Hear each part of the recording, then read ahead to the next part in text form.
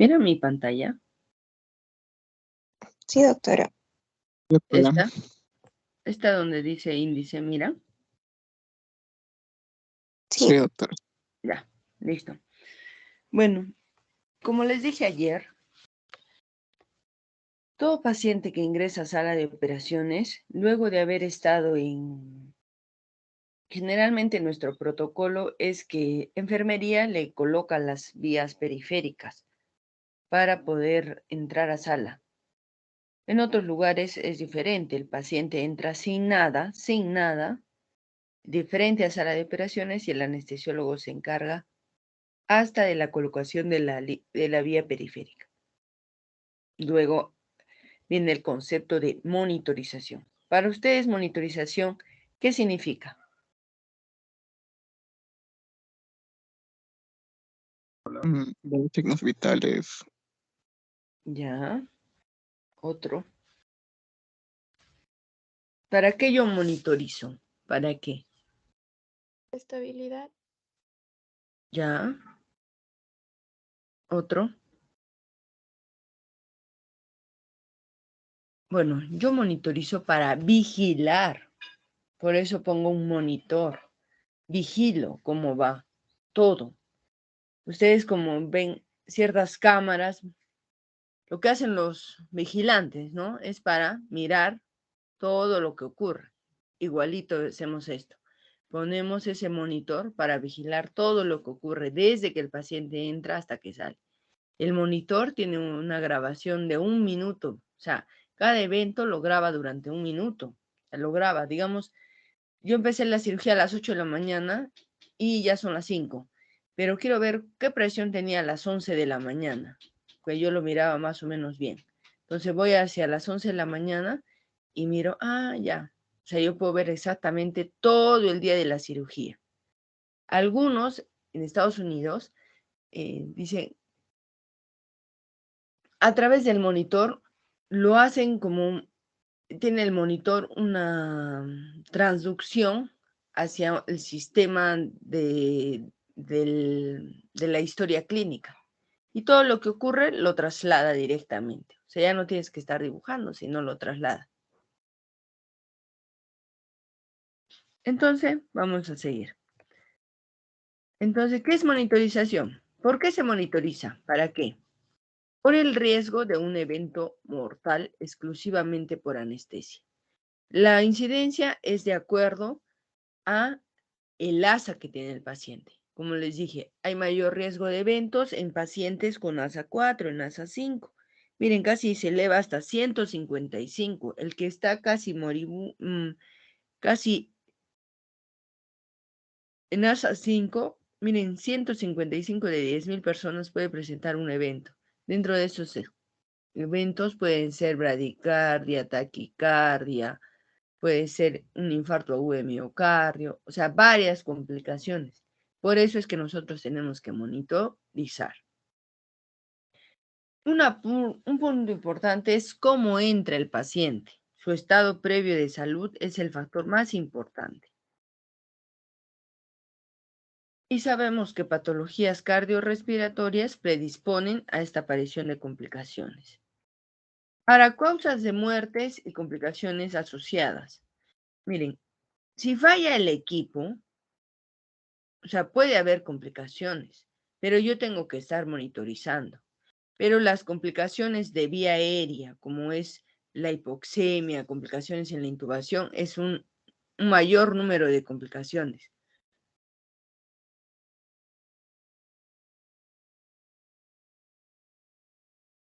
Así como depresión respiratoria, colapso circulatorio, arritmias, edema agudo de pulmón, shock anafiláctico y parada cardíaca son un gran número de las complicaciones que también vamos a tratar. Pero en estas no influye el estado previo del paciente, sino generalmente es nuestra técnica. En el fallo del equipo es que nosotros no hemos hecho el checklist correspondiente antes de ingresar al paciente. Generalmente esto lo realizamos en la mañana. El equipo el personal que ingresa en la mañana, hay un personal técnico. de electrotecnia, que ellos verifican todas las máquinas. Y si A o B tú tienes problemas, los llamas y ellos vienen.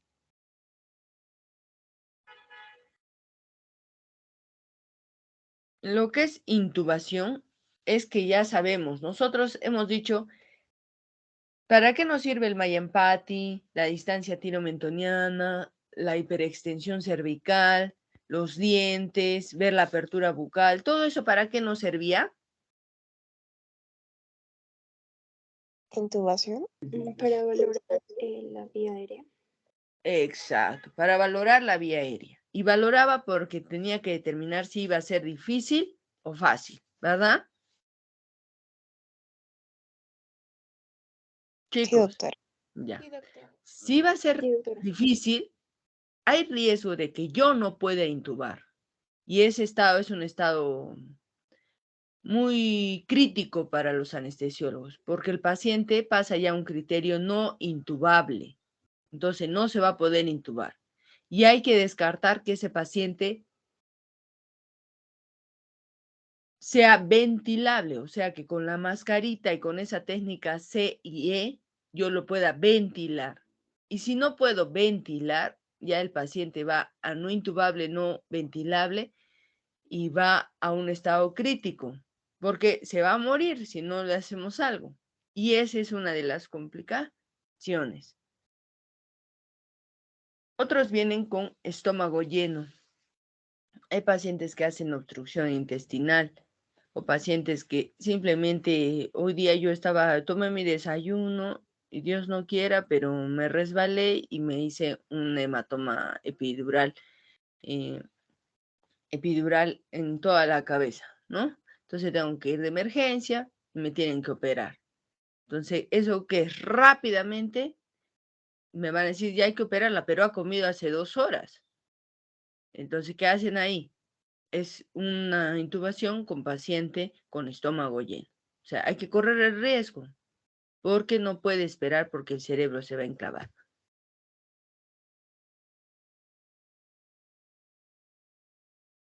Depresión respiratoria. La depresión es asociada a qué medicamento utilizamos puede ocasionar esa depresión respiratoria. Ayer hemos hablado un poquito. ¿Qué utilizamos en anestesia?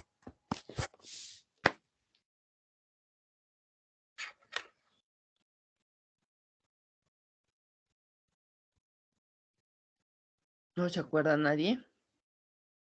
Usted menciona el fentanilo, doctora. Exacto.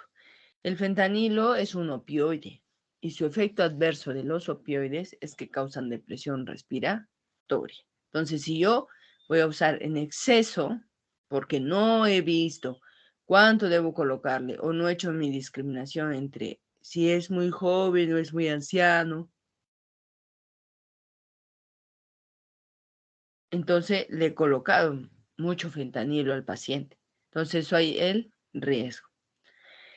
Este de colapso circulatorio, arritmias, edema agudo de pulmón, son de manera muy aguda. Entonces, nosotros tenemos que evitar aquel tipo de efecto desencadenante que pueda desarrollar esto. Como las arritmias se desencadenan porque el paciente tiene dolor. Entonces, o no está en un buen plano anestésico.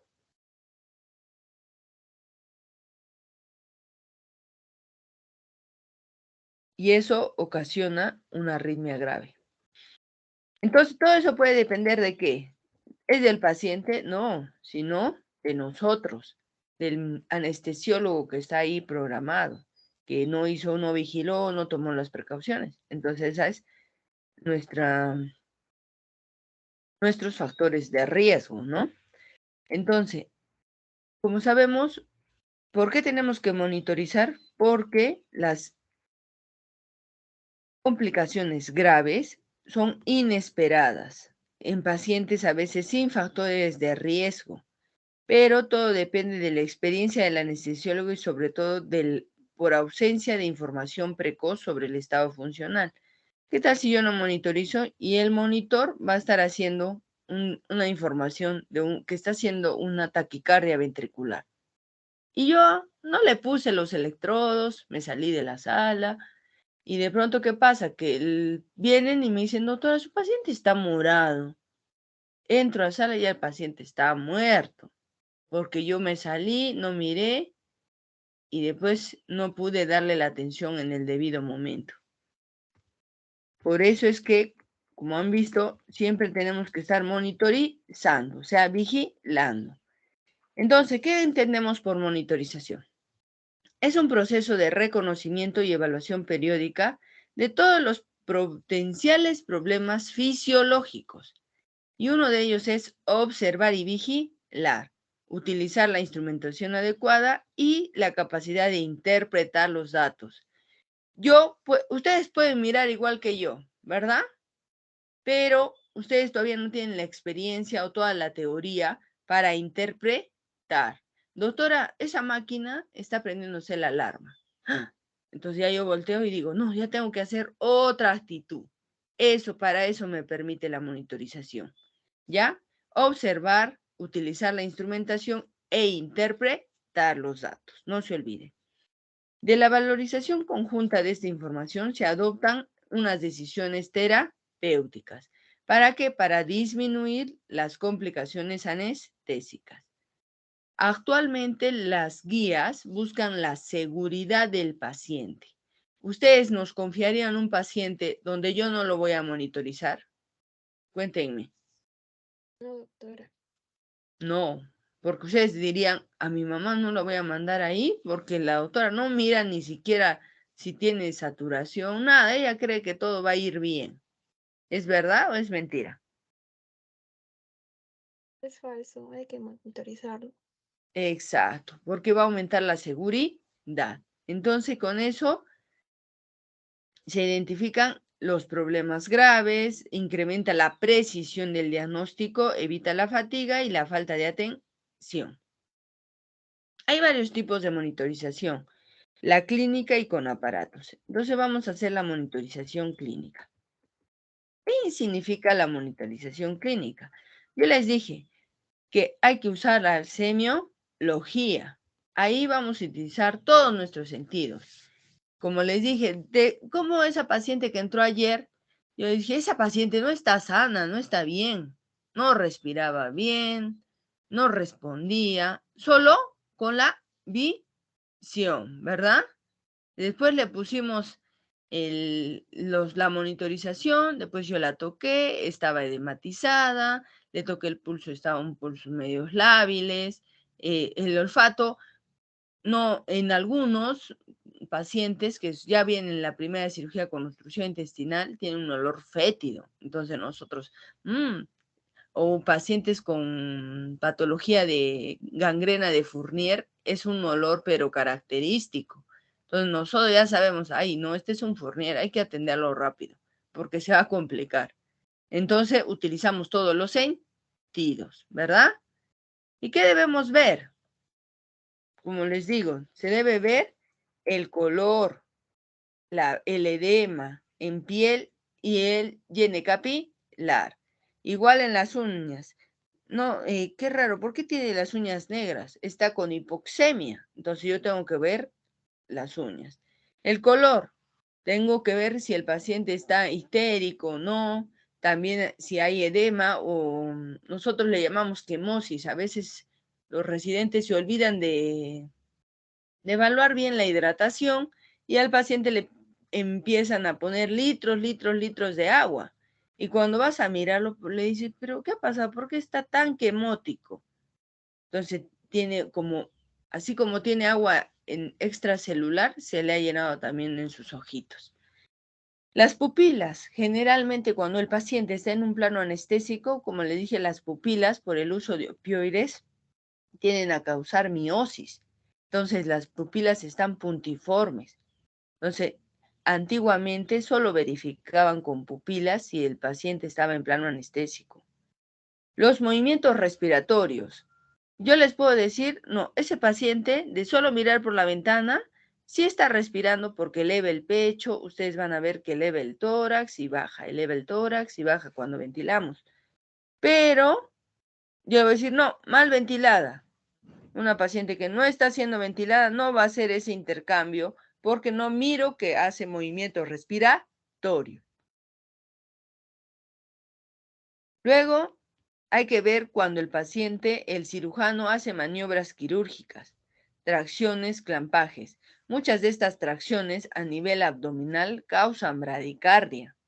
Igual, si ustedes se salen y el cirujano empieza a hacer esos movimientos, ustedes van a llegar, el paciente lo van a encontrar en asistolia, porque hubo un exceso de respuesta vagal y tendencia a la bradicardia, y eso es una arritmia, entonces hay que tratarla.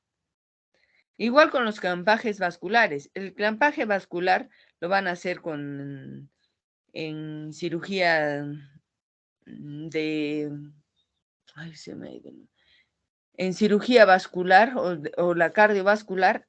Ahí van a ver que cuando hacen clampaje de aorta, cuando hacen clampaje de las femorales, en esa zona donde han cerrado la circulación, tiene que hacerse una acidosis, porque ya no llega intercambio celular en todas esas células. Entonces empieza a haber un estado de anaerobiosis, sin oxígeno, y genera eso acidosis y radicales libres. Entonces todo eso, al liberarlo, liberan el clampaje, todas esas sustancias que estaban en esa parte son liberadas hacia la circulación sistémica y pueden causar una hipotensión severa. Entonces nosotros tenemos que estar vigilando. Del campo quirúrgico, tenemos que ver cuánto sangra. Es lo mismo, el cirujano me dice, no, ha sangrado poquito, doctora. Ah, ya, yo me acerco al campo a mirar y miro que todo alrededor está lleno de sangre, que las piernas del doctor, sus zapatos están en un charco de sangre. Y ahí yo le voy a decir, sí, doctor, poquísimo ha sangrado, casi nada, pero traigan unas botas porque ya está inundado el doctor con toda la sangre que tiene en las piernas. ¿Me entienden? Eso es vigilancia. Colocar al paciente. El hecho de colocar a un paciente en alguna posición, hay riesgo de creación de lesiones por presión. Actualmente eso se llama úlceras por presión. Nosotros en ciertas cirugías tenemos que colocar al paciente boca abajo, entonces tenemos que proteger el pecho, el abdomen, rodillas, talones y puntas de dedos de pie y cabeza. En otra posición lo ponemos en decúbito lateral. En decúbito lateral tenemos que proteger el plexo braquial del lado que se comprime, también la hiperextensión del otro hombro que es el que se coloca. Entonces, todo eso en posiciones yo tengo que vigilar. Después viene el control de los aparatos, de mis vías venosas, de mi vía arterial. Yo tengo que vigilar que mi vía arterial yo la esté mirando, mi línea venosa donde yo pongo el volumen, sí, o donde yo pongo la medicación. Porque ¿qué pasaría si es que yo estoy distraída y le pongo el cloruro y de pronto un rato miro que el paciente empieza a respirar? El cirujano me dice, doctora, pero su paciente no está en plano, está respirando. Y le digo, ¿pero qué ha pasado si yo le he puesto la anestesia endovenosa? Bueno, voy a mirar la vía y toda la vía se había rociado en el piso. Estaba anestesiando al piso y no estaba anestesiando al paciente. Entonces eso es incorrecto. Entonces para eso tengo que vigilar siempre todas mis vías venosas. Ahora la sonda, nos ha ocurrido muchas veces. ¿Qué ocurre? Que el paciente le pone la sonda vesical y la cierran arriba. Con un clip la cierra, bajan la bolsa, todo. Y de pronto decimos, el paciente no orina. Ya pasó 3 horas de la cirugía, el paciente debe orinar a un flujo de 0.5 mililitros kilo hora, pero ahorita no está orinando nada. Entonces decimos, no, de repente está haciendo una falla renal aguda. ¿Qué ha pasado? Ha habido mucho sangrado, un poco de volumen, y empezamos a buscar las causas de por qué el paciente no orina. Pero siempre no está la manera como verificamos. Vamos y alguien dice, ¿y qué fue la sonda? ¿Salió pis? Sí, sí salió. ¿Y qué? ¿Desclamparon todo? Ay, no me acuerdo. Mete la mano la licenciada, verifica y desclampa y empieza a salir 2 litros de orina. Entonces, ¿estaba en una insuficiencia renal o no? Dime, ¿ustedes qué hubiesen hecho? Sí, sí estaría. ¿Qué?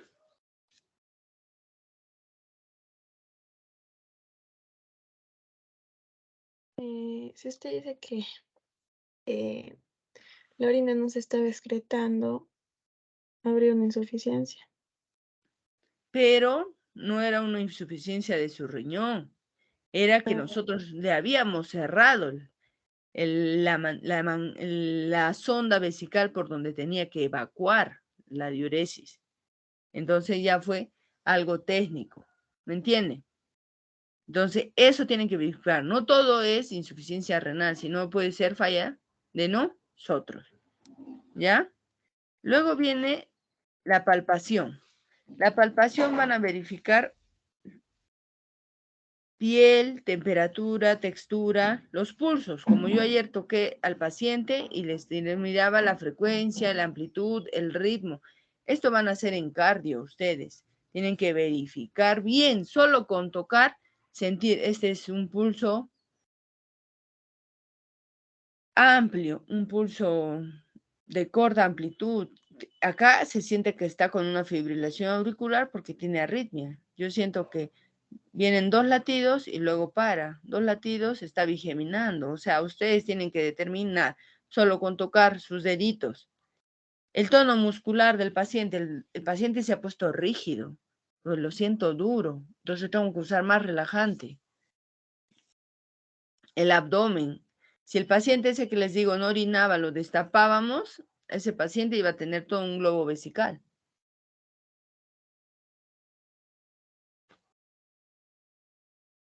En lo que es oído, hay que verificar percusión torácica y abdominal. Siempre, no se olviden. Auscultar. Hay fístulas a nivel de la ingle o a nivel cervical que tienen un soplo. Entonces, si a ustedes auscultan, van a escuchar el soplo. O las fístulas arteriovenosas de los pacientes con enfermedad renal, ¿alguna vez han sentido que tiene como un tril? Es como que sintieran que camina, que pasa líquido por sus dedos, así. Entonces, ese vamos a tratar de buscar un renal, de repente nos toca el miércoles, y con ese definir cómo va, ¿ya? El ruido de los aspiradores, no es normal que un ruido durante la anestesia, sintamos un ruido constante, suave, a que empiece a sentir un ruido de ese incremento. Voy a ver el aspirador y está en 2 litros de sangre. Dios, por estar distraída no me había percatado. Por eso cuando uno trabaja en el hospital, ya su celular le deja su sonido ahí y punto. Solo ante una emergencia, contesta. Pero caso contrario, tienen que estar vigilando todo esto para poder decir, no, sí, ya, no, todo está bien, todo está estable, todo está estable. En lo que es la valoración periódica, es el nivel de conciencia. Para eso ya actualmente tenemos un monitor que nos puede ayudar para ver la conciencia, la profundidad de la anestesia.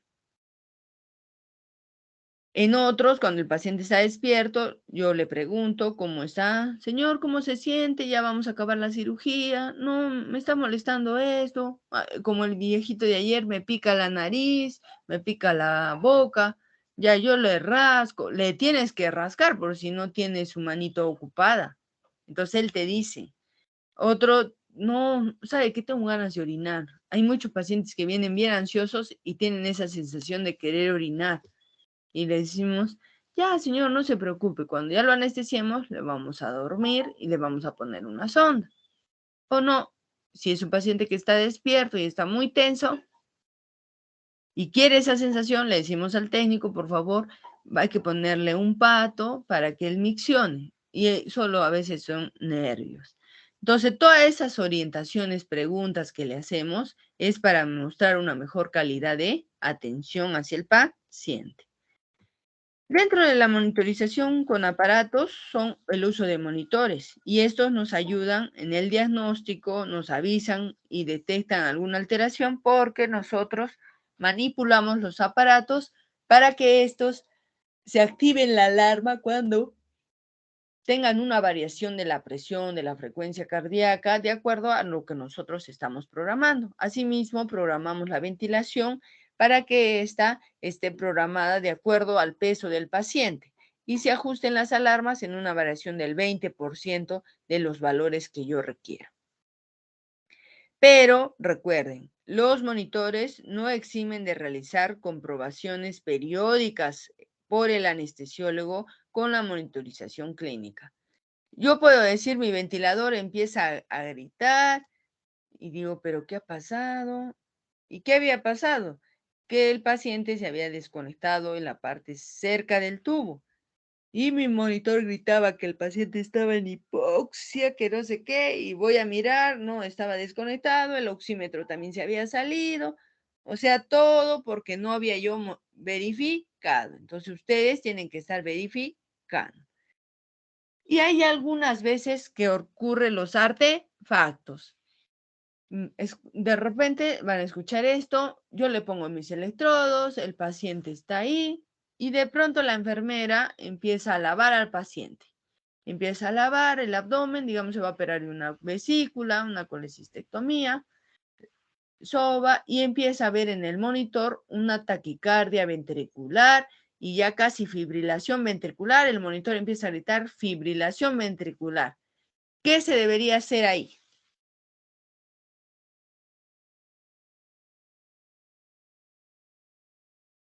Un electrocardiograma. Ya, otro.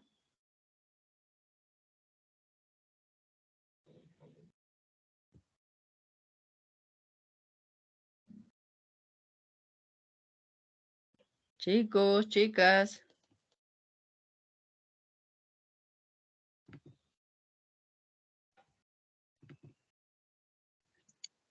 Administrar algún fármaco, tal vez. Ya.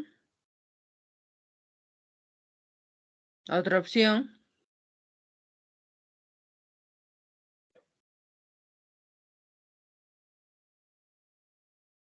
¿Alguien da algo más? Nadie. Me estarán prestando atención porque eso miran. Todo lo que yo les explico es porque van a mirarlo. Ya, nadie da más. Mira mi pantalla, ¿no? Sí, doctora. Ya. Doctora. Entonces, ¿qué va a pasar? Yo no voy a hacer nada de eso, porque si yo lo descargo, el paciente puedo ocasionar que haga una sincronía, asistolia y muera por mi culpa. Entonces le digo a la licenciada, licenciada, a ver, libere, ya no lave, licenciada. Deja de lavar y de nuevo el electrocardiograma regresa a su estado basal. Entonces era un artefacto, porque ella ocasionaba que con la fricción que le hacía lavar, generaba esa fibrilación ventricular. Entonces era falsa esa alarma. Pero si yo estoy despistada, puedo hacer un exceso de terapéutica en ese paciente que no le corresponde. Ante cualquier efecto que ustedes miren, tienen que verificar que no sea un artefacto.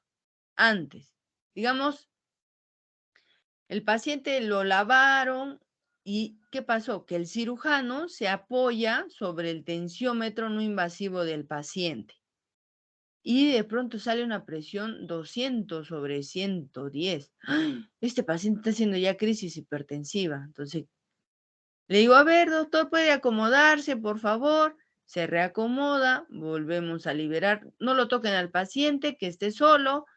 Le tomamos otra presión, 110/60. Entonces había sido una falsa presión por el hecho de que el cirujano se había apoyado.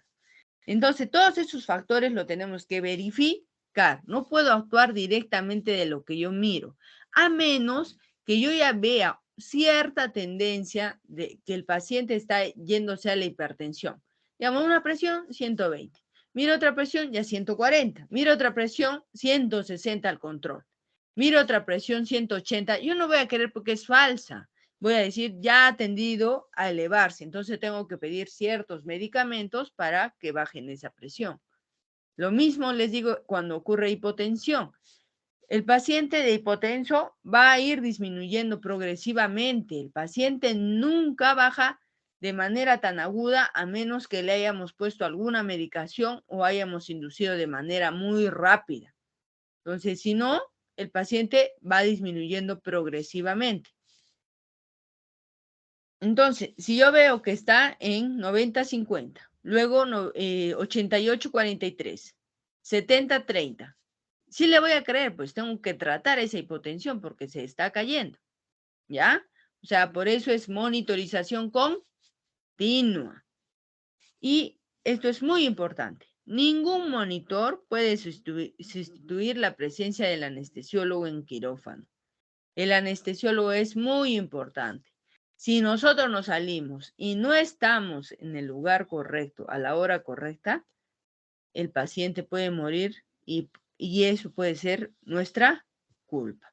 Por eso hay que estar ahí en sala de operaciones. No se puede dejar al paciente solo. Por eso ayer ustedes estábamos afuera, pero yo ¿qué estaba vigilando yo? ¿Se acuerdan? La frecuencia cardíaca, la frecuencia respiratoria. Mi monitor. Exacto, yo giré mi monitor para que yo misma esté vigilando. Igual le decía a la enfermera, como no estoy adentro en sala, usted cualquier molestia, cualquier problema, me llama, estoy acá a la puerta. Ya, doctora, no hay problema. Ella me avisa. Doctor, el paciente se ha movido. Ya yo entro, lo acomodo y de nuevo sigue la cirugía.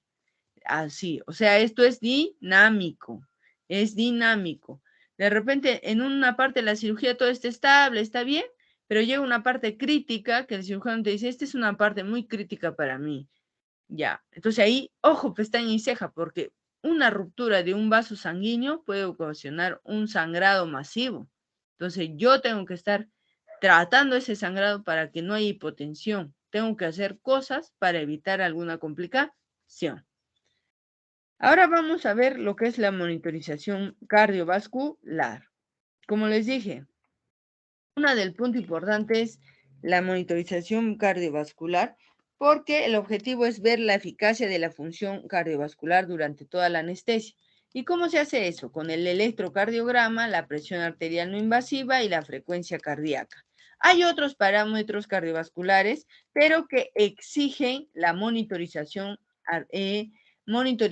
invasiva, como es la PVC, que es la presión venosa central, que requiere un catéter venoso central, la presión de arteria pulmonar, que requiere un catéter de Swan-Ganz, el gasto cardíaco, que con el catéter de Swan-Ganz podemos obtener el gasto cardíaco por termodilución, y la saturación venosa mixta de oxígeno, que también la podemos obtener con este mismo catéter. Actualmente utilizamos el electrocardiograma. El electrocardiograma que nosotros utilizamos en sala de operaciones solo es de 6 derivadas.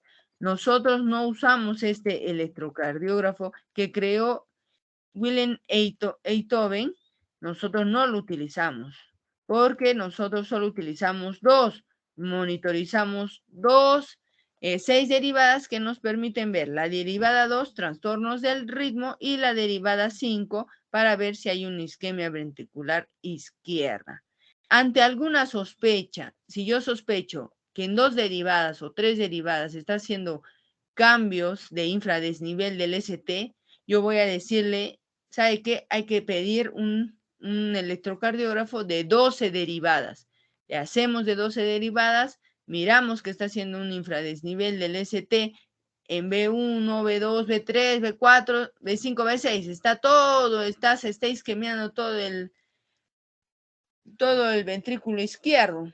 Entonces hay que llamar, por favor, al cardiólogo para que venga a dar tratamiento y lo lleven a hemodinamia o vaya ya a cirugía cardíaca, lo revascularicen, o sea, hay que definir. Pero yo solo con mi monitor de sala de operaciones solo puedo ver estas dos derivadas, ¿correcto? Entonces, ¿cuál es la D2? ¿Para qué sirve D2?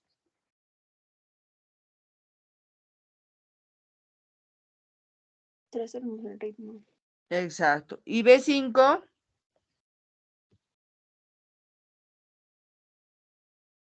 Isquemia ventricular izquierda. Excelente.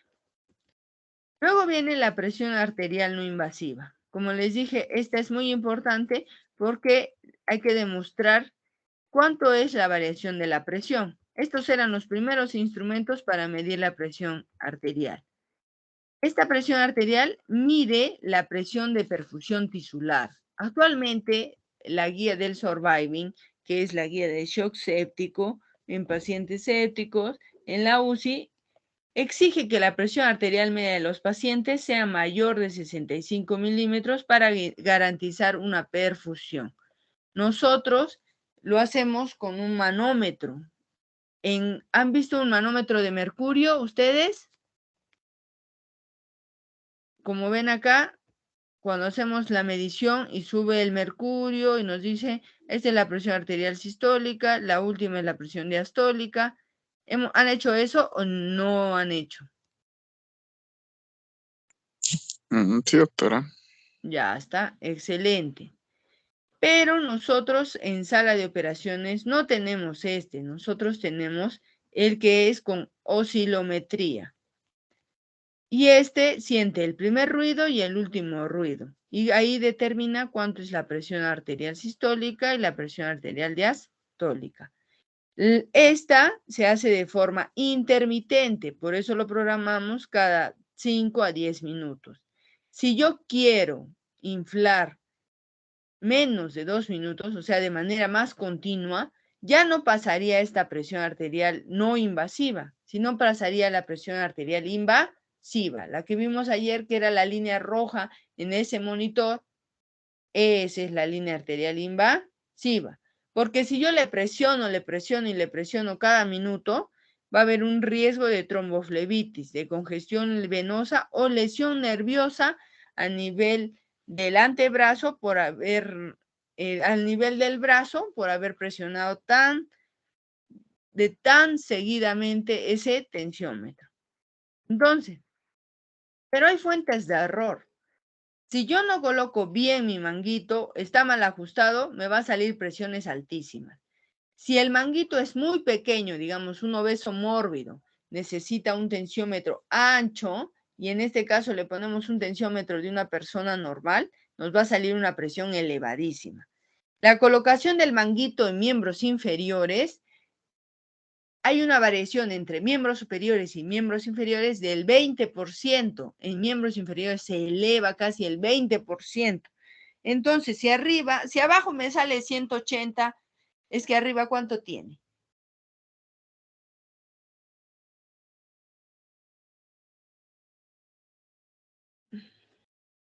¿144?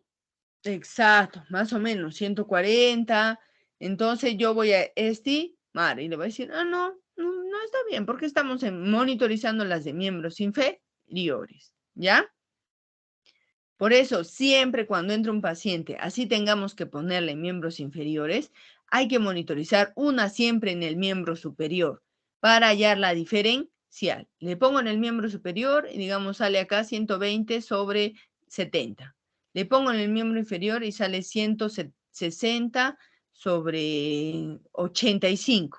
Entonces, ya hay cierta variación de tanto a tanto. Listo. Entonces ya ustedes van a monitorizar con la nueva presión. Ya, no, está estable. Si baja mucho, no tengo que tratar, está hipotensando, porque no es el adecuado comparado con el miembro superior. Recuerden que la presión del miembro superior es casi la misma presión de perfusión que debe dar al cerebro. O sea, si yo garantizo una buena presión arterial en miembros superiores, es que estoy perfundiendo ese cerebro de ese paciente. Y si yo no garantizo eso, puede haber que el paciente va a ser un edema cerebral y van a decir, ¿pero qué pasó? No recibió una buena irrigación sanguínea. sanguínea. Ahora, en lo que es infraestimación, disminuye el flujo. Cuando yo uso, el paciente viene en un estado muy crítico, ahí está hipotenso, uso de vasoconstrictores, me va a decir que está más hipotenso de lo que yo dije. Digamos, si tenía que estar entre 90 y 50, el paciente me sale ahí en la pantalla 70-30. Ay, no, me está infraestimando. Manguitos muy anchos en los niños. Si yo le pongo el que le corresponde a un tamaño, al niño le corresponde un tamaño S, pero no le pongo el adulto, sí, no pasa nada, me va a salir también. Presión 80-30. Falso, ¿verdad? Y las extremidades encima del corazón. Por eso es casi a la altura. Cuando nosotros han visto los bracitos cómo han ido en las salas de operaciones, ¿no? Casi va más abajo del nivel de la altura del corazón, ¿correcto? O algunos casi va en forma de T para monitorizar bien la presión arterial. ¿Correcto, chicos? Pero hoy día van a ver esto. ¿Qué es la presión arterial invasiva? Cuando yo digo que este paciente está haciendo una fibrilación auricular, no se mira bien, no miden bien la presión, entonces decido ponerle una línea arterial, una presión arterial invasiva. Esta presión arterial invasiva es la colocación de este catéter, que puede ser una bránula 20 o puede ser un catéter especial de línea arterial, y lo introduzco a través de la arteria para que me dé una transducción, que es esta onda de presión arterial invasiva. Como les dije a algunos, esta es la presión arterial sistólica y acá sería la presión arterial diastólica. Ahora, ¿en qué arterias preferimos colocar esto? Lo más ideal es colocar en las arterias radiales de ambos miembros superiores, pero solo voy a escoger una mano, no voy a escoger las dos manos, solo puedo poner en una. Si me equivoco y no sale en la otra, tengo que ir a buscar a la otra mano. Pero yo tengo que hacerles previas pruebas, que es las pruebas test de Allen, para verificar que tenga buena perfusión del lado cubital, porque si no, este paciente se puede isquemiar su mano, ¿ya? La alternativa, si no puedo, es como ayer, la doctora utilizó una braquial, porque no sentía en las manitos, el paciente estaba muy hipotenso. Entonces ahí hay que controlar que no haya isquemia, porque el lado braquial tiene el riesgo de que no tiene circulación colateral. El transductor es un dispositivo, van a ver que esta línea arterial es más dura de lo normal, no es como un equipo de venoclisis normal, sino tiene cierta dureza. ¿Para qué? Para que permita el desplazamiento mecánico y esto haga la transducción en el transductor y salga en la máquina esta onda de presión arterial invasiva. Entonces, ¿cómo se hace la colocación? Primero, para colocar este catéter, yo primero posiciono mi mano, pongo un rodete debajo de la muñeca. Eso lo vamos a hacer mañana conmigo, pero lo va a hacer la residente. Ustedes solo van a observar y van a decir, sí, doctora, lo ha colocado de manera correcta.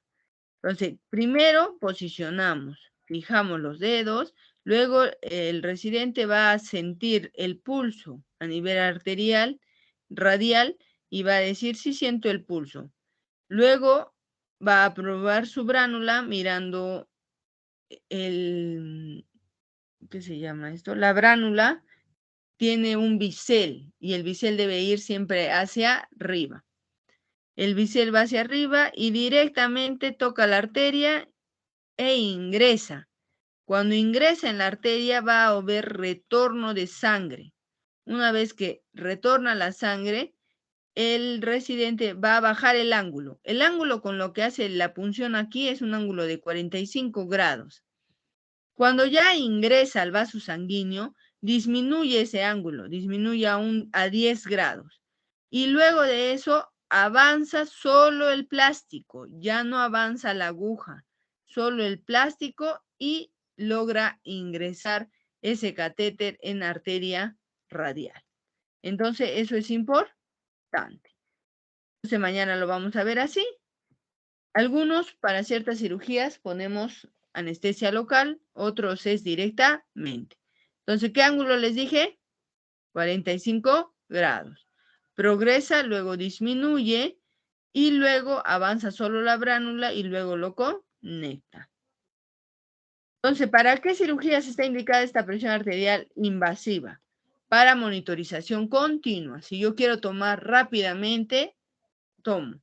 Para cirugías especiales, como son cirugía cardíaca, cirugía de de urología, cirugía para hacer una cirugía más de 3 horas, ya a veces en cirugías de traumatología, cirugías prolongadas o con riesgo elevado de sangrado o inestabilidad cardiovascular, yo monitorizo de manera continua. Y esto me permite a la vez enviar muestras de gases, muestras de sangre, para la compatibilidad. Yo quiero una muestra de gases para ver cómo está la ventilación mecánica. Yo verifico. Pero hay problemas, como les dije, no es inocuo. Yo tengo que hacer esta prueba de Allen, que es la compresión del lado arterial radial y luego del lado arterial cubital, y veo si se perfunde o no con la otra arteria. Porque hay riesgo de isquemia, como les dije. Esto, si no tiene irrigación colateral a nivel cubital, esta manito se va a poner negra y vamos a tener que operarlo. Trombosis. El hecho de introducir un dispositivo en arteria puede generar trombosis. Hematoma. O sea, si yo la he rozado y no he hecho la introducción total, ha habido una formación de un hematoma a nivel arterial. Sangrado, el paciente, yo no me percaté y de repente me retiré y se salió la línea arterial y el paciente empezó a sangrar y de pronto veo, ¿por qué está chorreando sangre? Miro su mano, la línea arterial se había salido y como es una arteria, tiene el pulso de una arteria, entonces va a empezar a perfundir mayor y va a sangrar fuerte. Entonces, ¿qué tenemos que hacer ahí? Una buena compresión. Y si yo no uso las técnicas estériles, como les he dicho, la asepsia y la antisepsia adecuada, hay riesgo de infección. Fuentes de error, como toda máquina, tenemos que descartar que haya distorsión de la señal, que haya trombos, catéter. A veces vemos que esta línea, esta onda no está tan bien colocada, sino está media plana. Media plana le llamamos, vamos a ver mañana esto. Media plana como que no forma esta montañita, ¿no? No forma esta elevación. Y es porque el catéter ya se ha doblado o por la fricción, el catéter ha hecho un trombo o hay burbujas. Cuando hay burbujas, se siente como un serruchito acá. O sea, esto va a ver como un serruchito y llega a la presión sistólica. Y luego otro serruchito y la diastólica. Son burbujas que nos generan una presión que no es fidedigna. Otro punto que vamos a tratar es el catéter venoso central. ¿Para qué dije que servía para medir qué?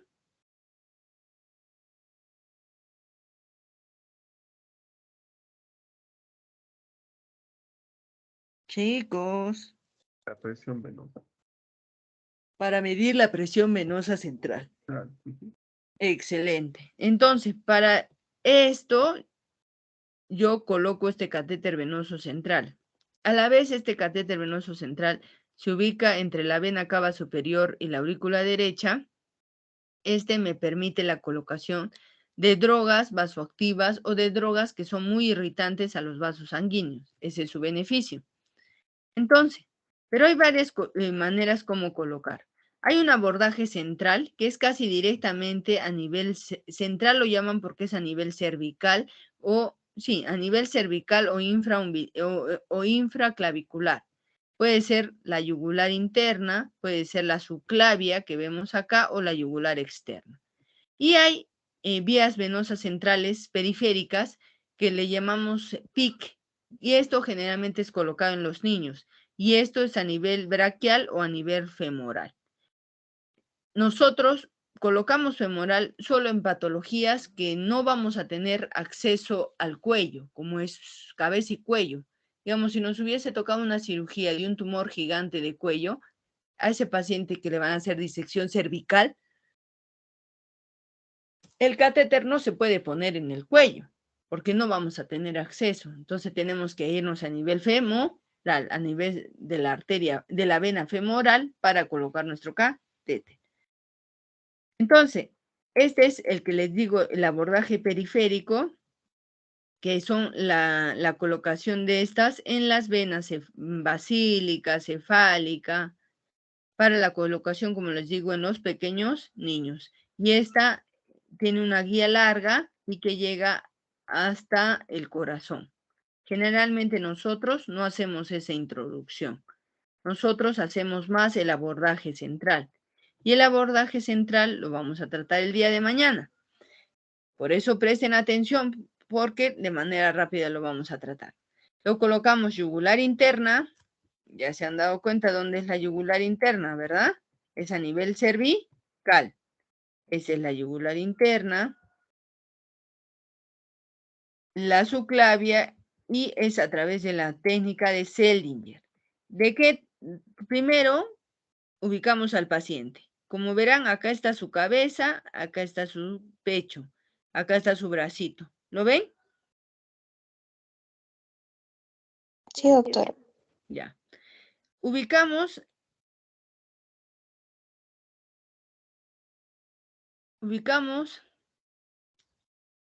a nivel cervical las dos haces del esternocleidomastoideo. Uno que va hacia el esternón y el otro que va hacia la clavícula. El cruce entre ambos haces se llama el triángulo de Seldinger. Y en ese triángulo, en el vértice del triángulo de Seldinger, en el vértice superior, hacemos la punción, que es lo que va a realizar aquí. Introduce, y esta va dirigido hacia la mamila del mismo lado. Ese es un acceso anterior. Si yo utilizo como guía la yugular externa y la tiroides, el cartílago tiroides, esa que está posterior a la yugular externa, ese es un acceso posterior. Si yo utilizo la clavícula y lo hago infraclavicular, yo estoy en un acceso subclavio. Entonces, todo depende de la cirugía, del acceso. Entonces, primero hacemos la técnica, ubicamos, luego de eso hacemos la punción y obtenemos sangre. Una vez que hemos obtenido sangre, hacemos la introducción de esta guía metálica que viene en este dispositivo. Introducimos la guía metálica y solo va a quedar acá la aguja y la guía metálica. Retiramos la aguja y solo va a quedar la guía metálica, como ven acá. Luego ponemos el dilatador, dilatamos, a veces hay pieles un poco gruesas, entonces cortamos con un poco del bisturí y luego hacemos la introducción del catéter venoso central. Una vez que colocamos el catéter venoso central, permeabilizamos las vías, vemos que retorne sangre en todos los lúmenes y ya vamos a decir que ya hemos colocado nuestro catéter. Luego lo fijamos, lo amarramos y ya está el dispositivo. Ya está el catéter venoso central. ¿Con qué técnica? De Seldinger. Porque es, una vez que nosotros hayamos hecho la punción, colocamos esa guía metálica para que sea nuestra referencia. Y luego ya hacemos el intercambio con dilatador, luego con el mismo catéter, introducimos y ya retiramos la guía metálica. Y ya queda en el lumen del vaso, queda la línea, la colocación del catéter venoso central. Esta colocación nos permite hacer, nosotros hacemos varias comprobaciones. Vemos primero la punta del catéter donde quedó con una radiografía, pero nosotros como en sala no tenemos tanta radiografía, pedimos y monitorizamos con la presión arterial. El domo de la presión arterial invasiva lo conectamos al lumen distal de la presión, de la catéter venoso central. Y este nos debe dar esta onda, la onda de la presión venosa central. Y ya que sus valores es de 8 a 12, nos debe dar esos valores. Si A o B se eleva, quiere decir que de repente estoy en arteria y el residente, en vez de ir hacia la vena, se ha ido hacia la arteria carótida. Entonces eso me permite comprobar. ¿Para qué es importante la presión venosa central? Es importante porque nos va a permitir la estimación de la presión de llenado del ventrículo derecho y cuánto es el volumen al final del ventrículo derecho. ¿Ya? Entonces, ¿para qué está indicado? ¿Para qué más? Yo miro para ver la presión venosa central, para ver la disfunción cardíaca, si hay hipertensión pulmonar, si hay sepsis, signos de distrés respiratorio. Es un acceso venoso de alto flujo. El flujo es como si le pusiéramos una bránula 18 o una bránula 16 directamente. Cuando el paciente viene, doctora, nadie le ha podido encontrar vía. Entonces le tenemos que poner un catéter venoso central para colocarle toda la medicación. Para un acceso venoso de larga duración, estos catéteres puedes llegar a usarlo hasta 15 días. Si es que yo mantengo una asepsia y antisepsia adecuada, porque si no, también es una fuente de infección. Puedo poner medicación que pueda lesionar los vasos, como son la nutrición parenteral total, ya que esta tiene una elevada osmolaridad y un elevado pH y puede lesionar las venas periféricas. En pacientes con hemodiálisis, porque hay un gran intercambio de volumen, prácticamente toda su volemia le retiran, la filtran y de nuevo le regresan. Entonces necesita un catéter de alto flujo. Para colocación de este marcapasos temporales lo utilizamos o la colocación de catéter de Swan-Ganz. Las complicaciones, sepsis, trombosis, hemotórax, si yo no estoy, han visto que es muy pegado hacia el pulmón, ¿verdad? Entonces yo puedo generar un hemotórax o un neumotórax, o que mi catéter no fijé bien y lo corté y se introdujo. Puedo ocasionar una migración y el catéter va a quedar en la aurícula derecha. Hay que someterlo a cirugía para el retiro de ese catéter. Sangrado, si es que yo corté mucho o hice un hematoma. Embolismo gaseoso y perforación cardíaca. Otro tipo de catéter es el catéter de Swan-Ganz. Este catéter va hacia la arteria pulmonar. Este solo se coloca en ciertas cirugías cardíacas, no en todas. Es la colocación a través de la vena cava superior, pasa a la aurícula derecha, pasa a la válvula tricúspide, llega al ventrículo derecho y sale por una rama por la arteria pulmonar y va hacia una rama de la arteria pulmonar y ahí es la colocación. Este es el catéter. Como les digo, actualmente la tendencia ya no es porque hay otros tipos de monitores que nos pueden dar el gasto cardíaco solo con un monitor, un transductor que verifique casi como una línea arterial, pero a eso se le llama PAICO. Este es del catéter venoso central, del catéter de Swan-Ganz. Como vemos, en la aurícula la onda es una onda de presión venosa central, en ventrículo ya hace un sístole y diástole, y luego en arteria pulmonar también hace un sístole y diástole. Pero cuando ya está en una rama bronquial de la arteria pulmonar, ya hace una rama que le llamamos una presión de enclavamiento.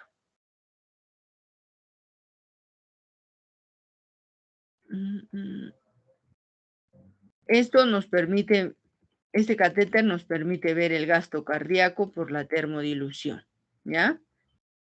Y a través también de este catéter podemos obtener sangre de esa rama pulmonar y yo puedo decir cuánto es la saturación venosa mixta de oxígeno.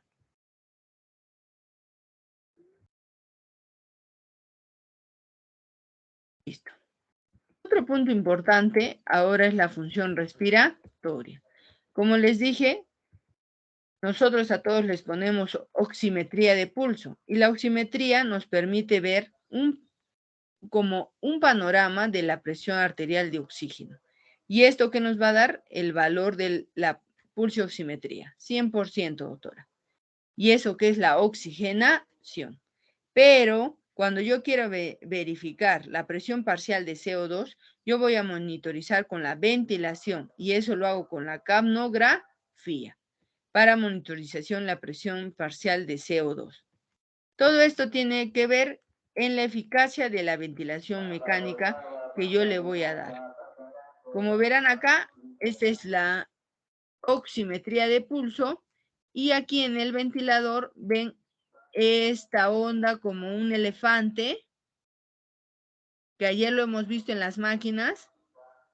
¿Se acuerdan o no? Chicos. Doctora. Ya, esta onda es la capnografía, onda de capnografía. Y este es el valor del EtCO2 expirado. Generalmente los gases, yo lo puedo, para ver una gasometría, yo mando a hacer un gas y electrolitos. Los gases me van a dar a través de la línea arterial, yo voy a sacar una muestra y voy a poder mirar cuánto es la presión parcial de oxígeno, la presión parcial de CO2 y el nivel de bicarbonato, su pH, la saturación de oxígeno. La ventaja es que lo hago rápido, la desventaja es que me voy sacando muestras mucho de sangre, ¿ya? Pero, ¿para qué me permite? Con ese AGA, yo puedo comparar si los valores de mi pulsioximetría son fidedignos o no. Este oxímetro de pulso tiene dos lados. Un lado del sensor luminoso, que es donde emite una luz, van a ver mañana. Este sensor emite una luz compuesta por dos ondas, que estas son absorbidas por el detector si es una hemoglobina oxigenada o una desoxihemoglobina, o sea, la hemoglobina reducida. Este detecta y me va a salir la saturación. Esta es una forma no invasiva, es continua, exacta y barata. Por eso siempre la utilizamos. ¿Por qué es importante la pulsioximetría? Porque vemos aquí esta curva de disociación de la hemoglobina. La curva azul vemos que cuando el paciente tiene una presión parcial de oxígeno mayor en 60, sí o sí la saturación va a ser 90 o mayor de 90. ¿Correcto? Esto nos garantiza que el paciente sí está oxigenando de manera adecuada y su presión parcial de oxígeno es mayor de 60. Pero, ¿qué ocurre cuando empieza a disminuir esta presión parcial de oxígeno? ¿Qué ocurre? Cuando disminuye, la saturación cae de repente hasta un 50%. El cerebro requiere una presión parcial de oxígeno hasta 50. Quiere decir que este valor, en 80 de saturación, el paciente va a estar en 50. Y quiere decir que ese cerebro se va a estar edematizando. Porque quiere decir, no, necesito abrirme más para que entre más hemoglobina. Y se edematiza. Por eso es importante esta curva de disociación de la hemoglobina. Porque si yo le digo, no, el paciente satura 99, ya, tranquilo. No, el paciente ya está saturando 90, ya yo me preocupo, porque quiere decir que la presión parcial de oxígeno está en 60 y yo le estoy dando harto FiO2 y no me está manteniendo. Hay una alteración del intercambio gaseoso. Entonces ya me tengo que preocupar.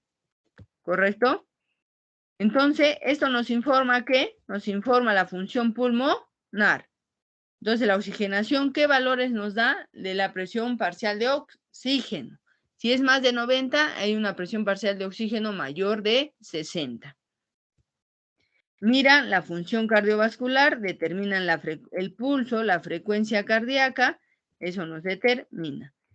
Pero hay interferencias o artefactos, así como en la línea arterial o la presión arterial no invasiva, también nos puede dar artefacto.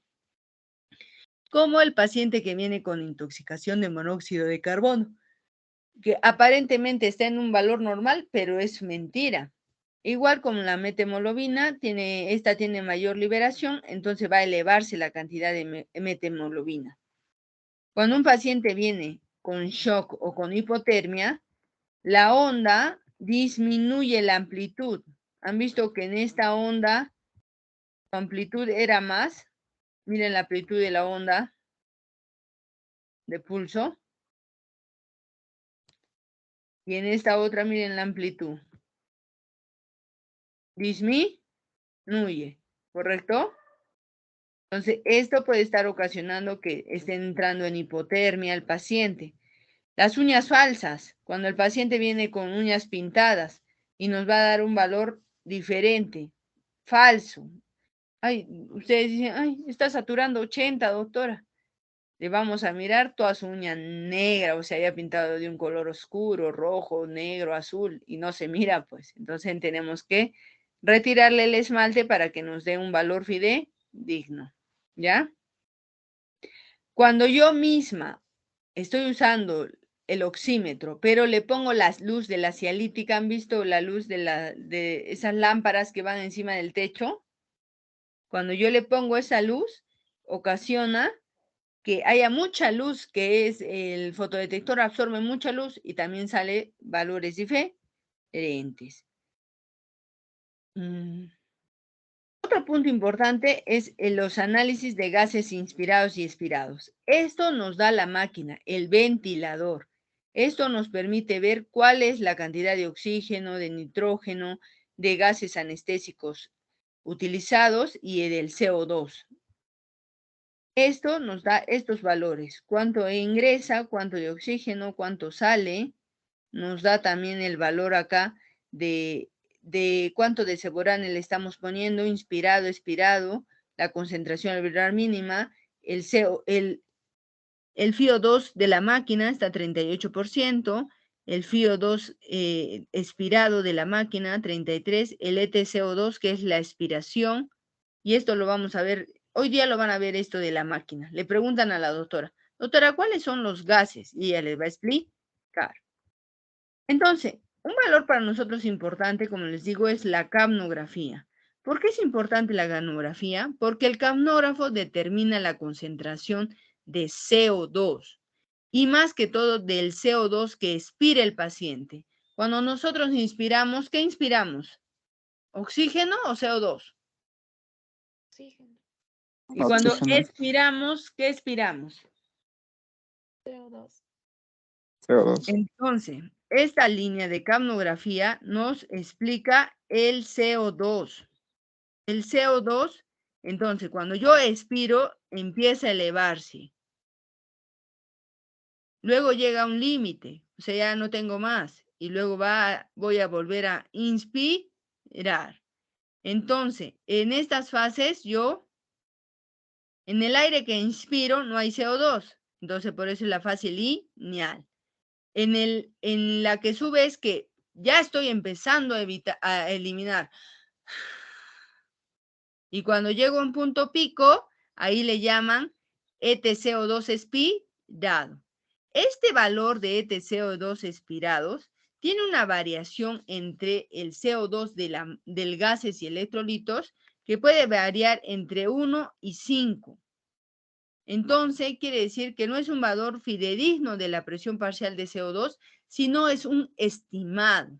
Por eso, nosotros previo colocamos la ventilación y le decimos, saque un AGA para mirar cuánto es el CO2 del gases y electrolitos. Y luego vemos el EtCO2 de nuestra máquina. Este EtCO2 miramos acá. Digamos, en este caso está 39. Y le decimos, ¿cuánto le ha salido en el gases? Doctora, me ha salido 42. Y este tiene 39. ¿Cuánto es 42 menos 39? 3. 3. Entonces hay 3. una variación de 3 entre la diferencial entre el CO2 expirado y la presión parcial de CO2.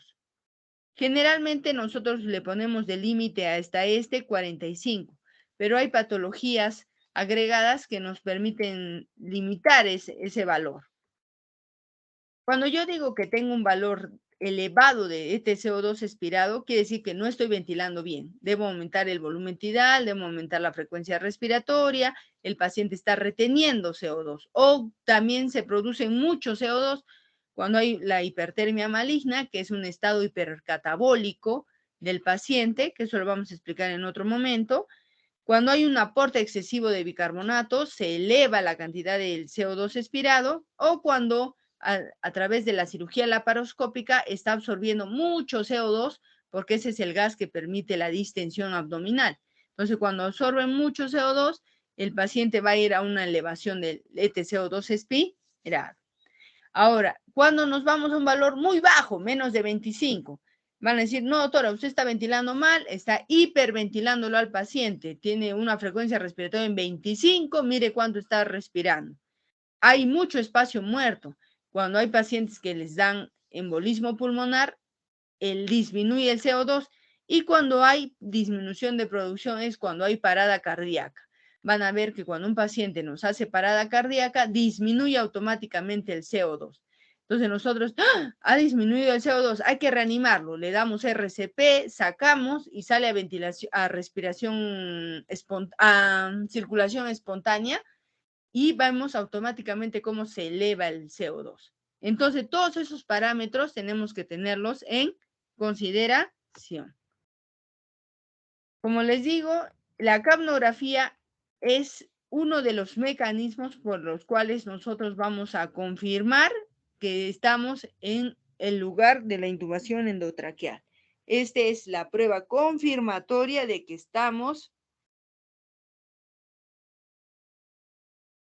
en tráquea, porque hay intercambio gaseoso, hay el CO2 expirado. Por eso cada vez que ven que el paciente le dice, a ver, comprueba, le va a decir el asistente, el anestesiólogo al residente, le va a decir, a ver, comprueba si estás en el espacio, en tráquea, comprueba, y la doctora va a decir, sí, doctor, tengo capnografía, tengo línea de capnografía.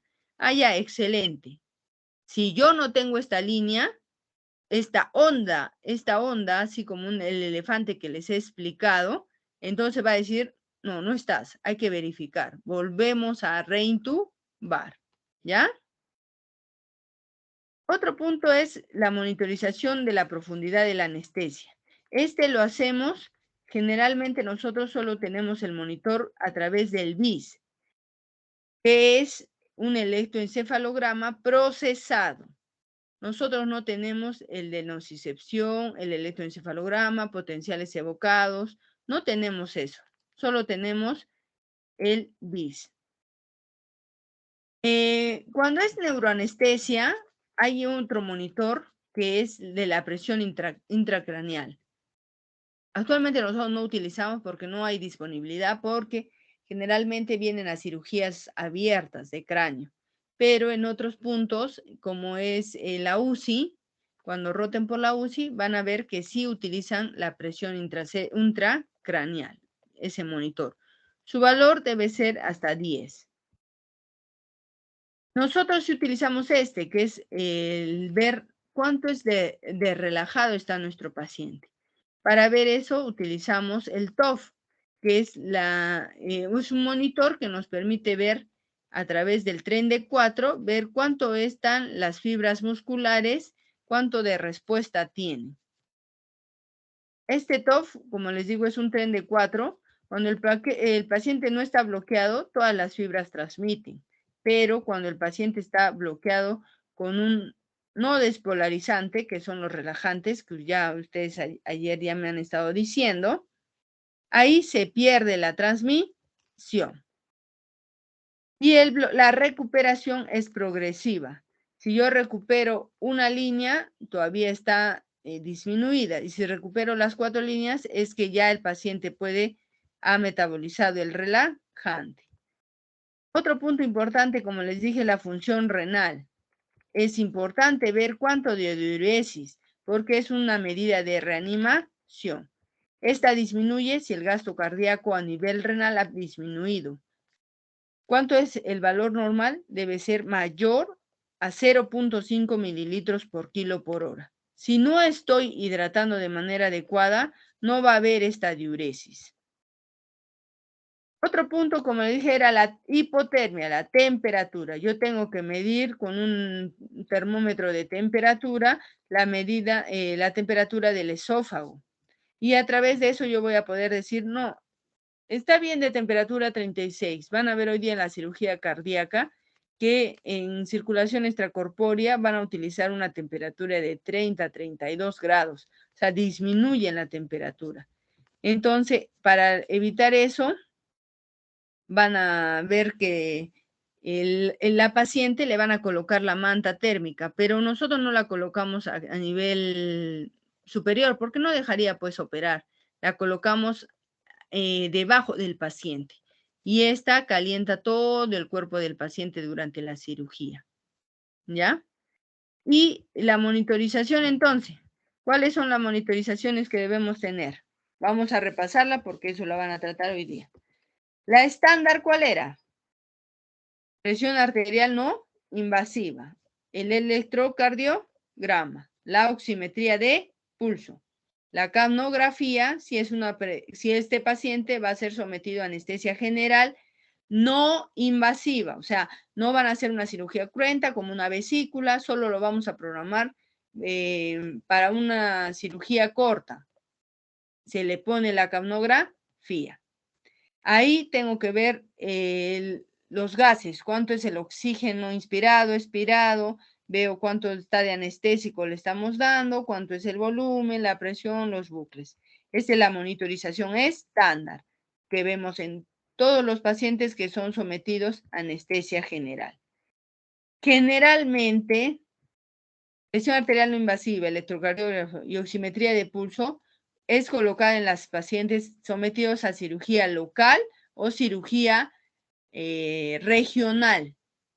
Pero la capnografía, la capnometría, la oxigenación, la monitorización de estos gases solo es en pacientes bajo anestesia general, ¿ya? Entonces yo les voy a preguntar, ¿cuál es la monitorización estándar? En un paciente que va a ser sometido a anestesia regional. A ver, recuerden.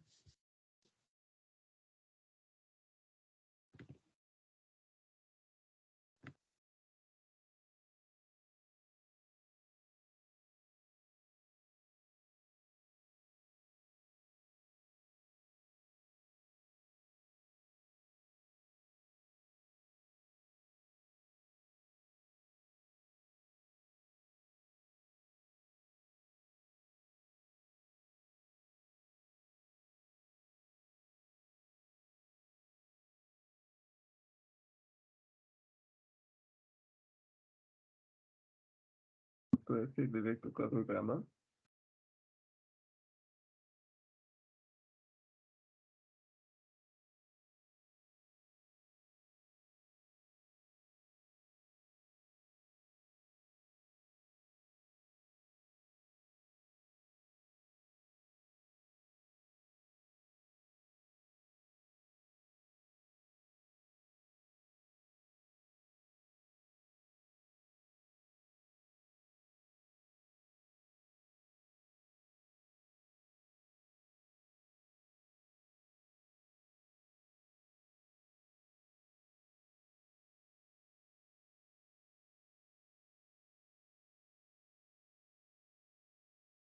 Muchachos, ¿miraron? Díganme, ¿cuál es para una cirugía regional? Presión arterial no invasiva, electrocardiografía y pulsioximetría. Excelente. Para una vesícula de anestesia general, paciente no complejo.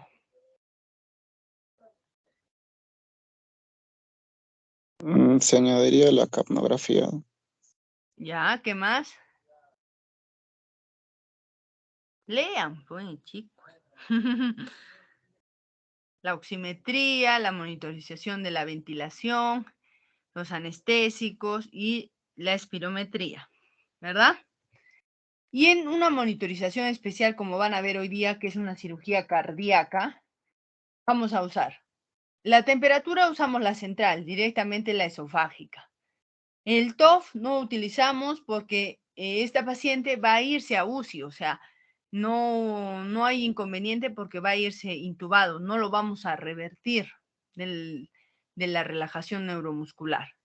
Diuresis horaria, sí van a ver que la paciente tiene su sonda vesical. Le han puesto su catéter venoso central y van a monitorizar la presión venosa central. ¿Cuánto de presión venosa central tiene? Es una línea celeste que van a ver en la máquina. La presión arterial invasiva la van a ver de color rojo. El gasto cardíaco en el hospital no tenemos porque actualmente usamos un Doppler, una ecocardiografía que nos puede medir el gasto cardíaco. Entonces, no tenemos un medidor exactamente del gasto cardíaco. La profundidad de la anestesia sí lo van a ver a través del BIS, que es ese electroencefalograma procesado, y que sus valores del BIS debe estar, cuando está anestesiado un paciente, entre 40 y 60. Cuando el paciente está despertando, se acerca el valor hacia 100. Cuando está despierto, tiene un valor de 95 a 97, 100. Doppler transcranial solo se utiliza en los neonatos, ya que ellos tienen la fontanela abierta y podemos hacerle la monitorización. Doppler precordial no podemos hacer porque tendríamos que ponerle en transductor, pero si usamos el ecocardiografía con transesofágica, ya no sería necesario. No disponemos de la oximetría cerebral invasiva, tampoco no disponemos de la presión intracraneal, y en ciertas cirugías solo la colocación del catéter de Saung-Ganz. Y la ecocardiografía transesofágica, que de repente en esta cirugía le han puesto, entonces sería bueno que vayan y observen. ¿Ya? ¿Alguna pregunta o duda tienen de este tema?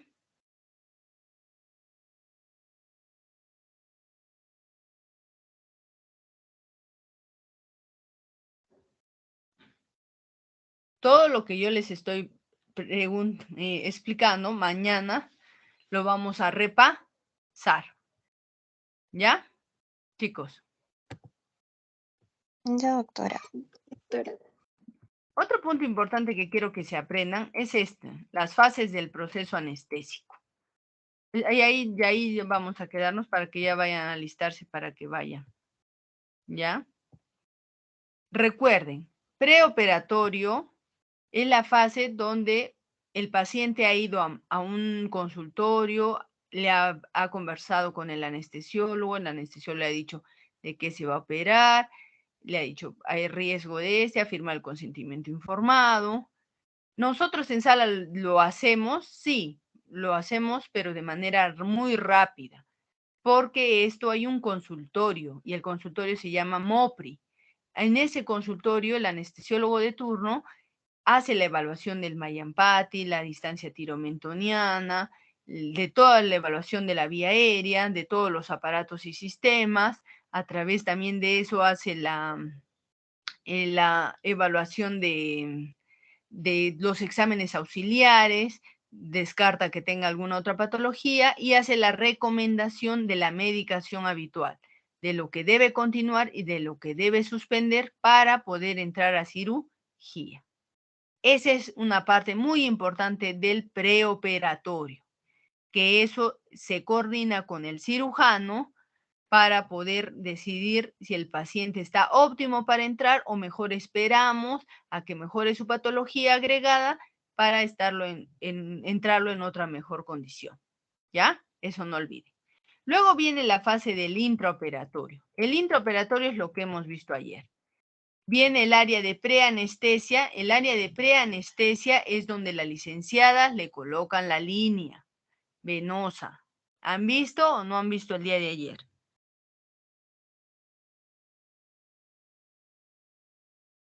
¿Vieron? ¿No vieron dónde estaba la enfermera? Estaba poniendo vías a los pacientes. ¿Vieron o no vieron?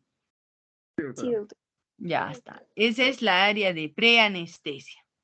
Luego ya el paciente ingresa a sala de operaciones. Cuando ingresa a sala de operaciones, ya hacemos lo que es la preinducción.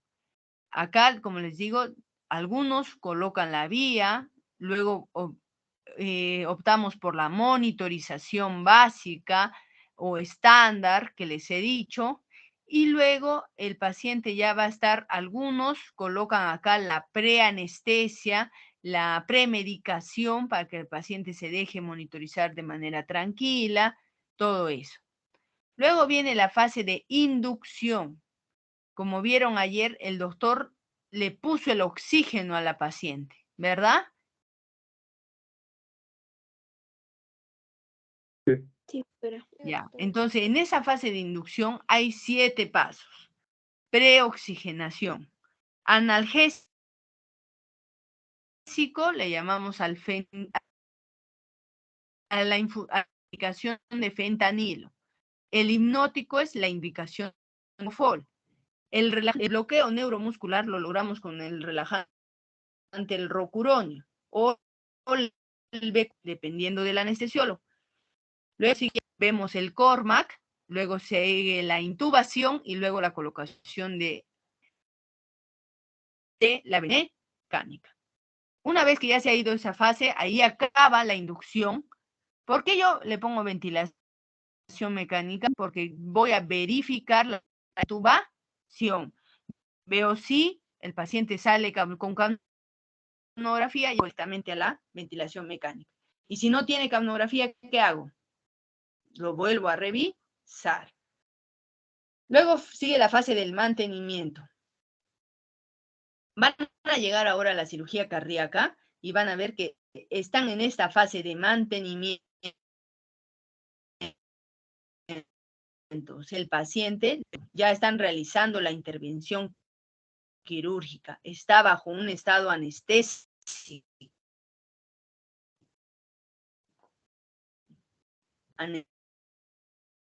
Anestesiado. El paciente de la cirugía cardíaca no se va a despertar, entonces no vamos a la unidad de UCI, no a la unidad de recuperación. Entonces, estas 3 fases es lo que ustedes tienen que evaluar. Ya ayer hemos visto el preoperatorio, hoy día hemos visto solo monitorización de la fase ya de la preinducción y mañana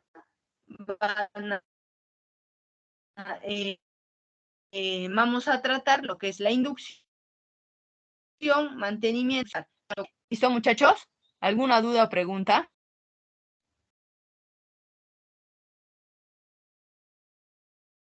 ¿Les gusta esta dinámica? Eso me gusta. Si no, mañana no hacemos nada de teoría y de frente vamos a tomar, bueno, mañana vamos a hacer pura práctica porque vamos a estar en el hospital. Y no,